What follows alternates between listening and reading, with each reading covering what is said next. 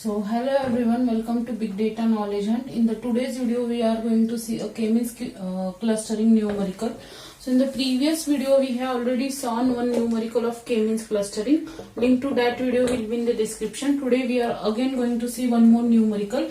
So these are the data points given to us in the numerical, and we want to classify these data points into three clusters.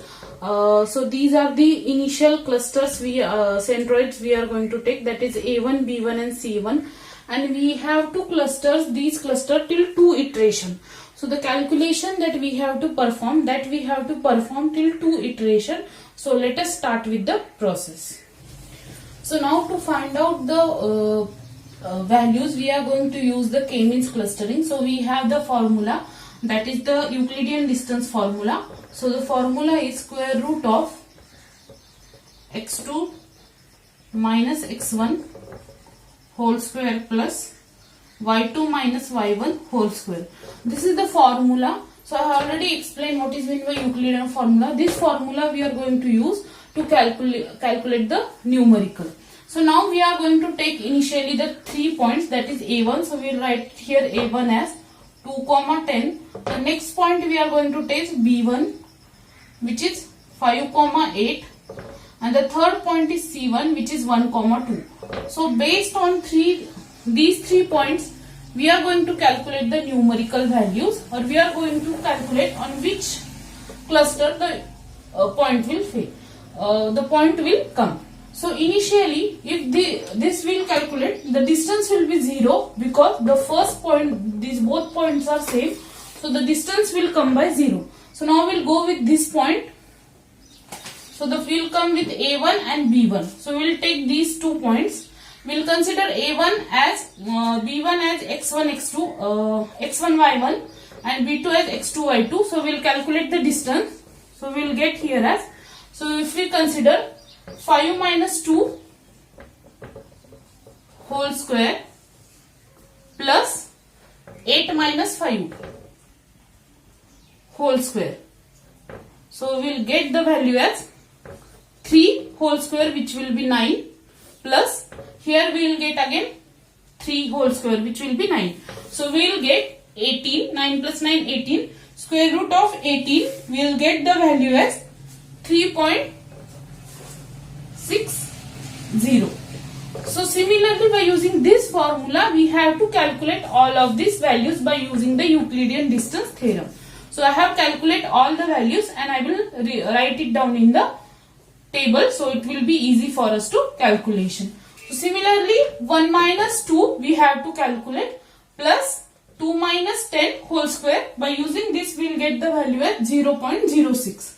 Similarly, we have to calculate all the values for this table. So now you can see I have written down all the data points, and these points are calculated by using the Euclidean distance. So this is the first iteration. So we have taken these as the first centroids or K values. So this is the first centroid value, this is the second centroid value, and third centroid or mean value. So by using these values, we have calculated all the data points. Now this is x1, x2.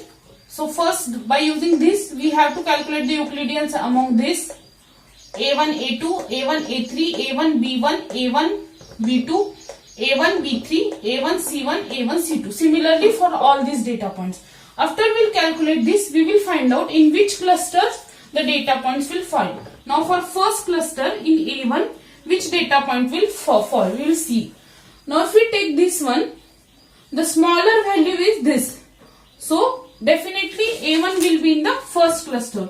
So we will see in the first cluster, the A1 will go. Now again, among these three, the smaller value is 3.16. So the A2 point will go into the third cluster. So we will write first cluster, second cluster and third cluster.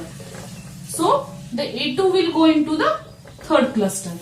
Now among these three values, the smaller value is 5. So the A3 point will fall under the second cluster. Next, the B1 point, the smaller value is 0. So the B1 will fall under the second cluster. Similarly, here the smaller value is 3.6. So again the B2 will come here. Here also the smaller value is 4.21 amongst the 3. So the B3 will come here.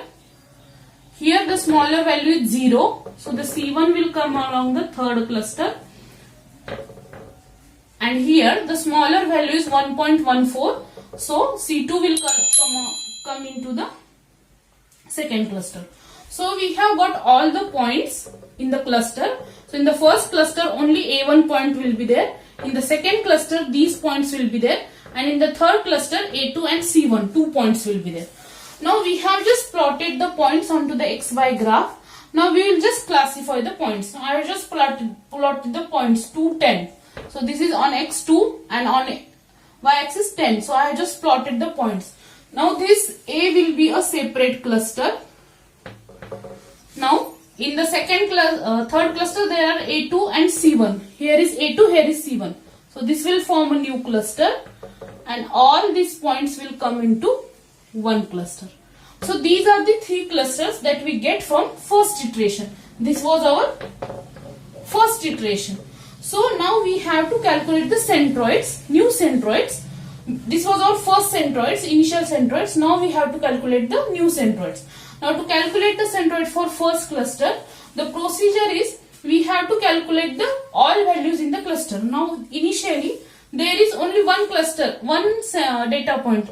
So the center will remain same. So here A1 will be the new centroid because the value is same. Now for this we have to calculate the new centroids. So how to calculate? We have to calculate all the values of X and Y. Now we have to calculate all the X coordinates of these points. So of A3 X coordinate is 8 plus 5 plus 7 plus 6 plus 4.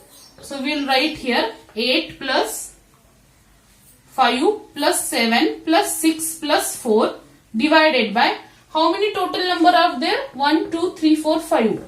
This will be our X coordinate, comma. Similarly Y coordinate 4 plus 8 plus 5 plus 4 plus 9. 4 plus 8 plus 5 plus 4 plus 9 divided by 5. So what the answer will be 6 by 6. So this will be our new centroid for the second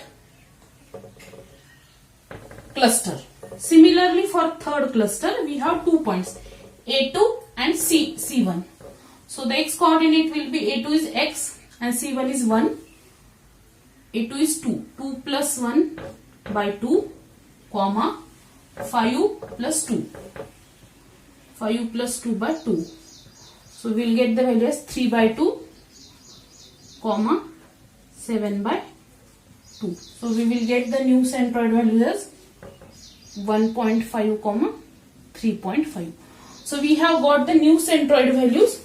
So we will again repeat the same procedure for the second iteration and calculate the new clusters and the new centroid since they have asked for the 2 iterations. So our first iteration is completed. We have got the new center values. So for here the centers will be similarly A1 which is 2 comma 10, 6 comma 6 and 1.5 comma 3.5. So these are the new centers. Again we will repeat the procedure and complete the numerical. So now these are the values that we got for the second iteration. Again I have used the same formula, that is the Euclidean distance formula. So by using the Euclidean distance we have calculated the values. Now again we will see in which clusters the value will form. So again we will get first cluster, second cluster and the third cluster. So we have 3 clusters and we will find out in which clusters which data points will form.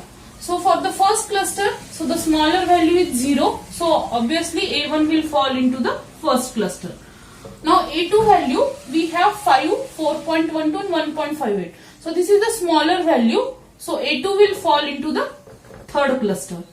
Next the smaller value is 2.82. So A3 will fall into second cluster. Sorry, A3. Next is the smaller value is 2.23. So B1 will fall into second cluster.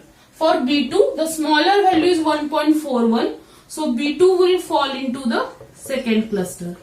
Similarly, for B3, the smaller value is again 2. So B3 will also fall into the second cluster. So these are the centroid values that we have got from the calculation part, and the centroid values are calculated based on these points by using the x and y coordinates, and these are calculated by the same formula that we have done with the previous step. And based on these centroid values, I have plotted the centroid points just in the graph. So this is the same procedure that we did in the previous step. So if they have given that we have to stop till 2 iteration, that's why we are stopping here. Else, since the data points we got in the first cluster are different, because in previous there was only 1, now we have got 2, so we can stop here. We have to continue the procedure, but in numerical that was given we have to only perform till 2 iterations, that's why we are stopping here. Else we have to continue the procedure. So I hope everyone is clear how to calculate the k-means clustering algorithm and how to find the centroids and how to calculate the values. So for more such videos, stay tuned on the channel, make sure you subscribe it, and thank you for watching the video. Thank you everyone.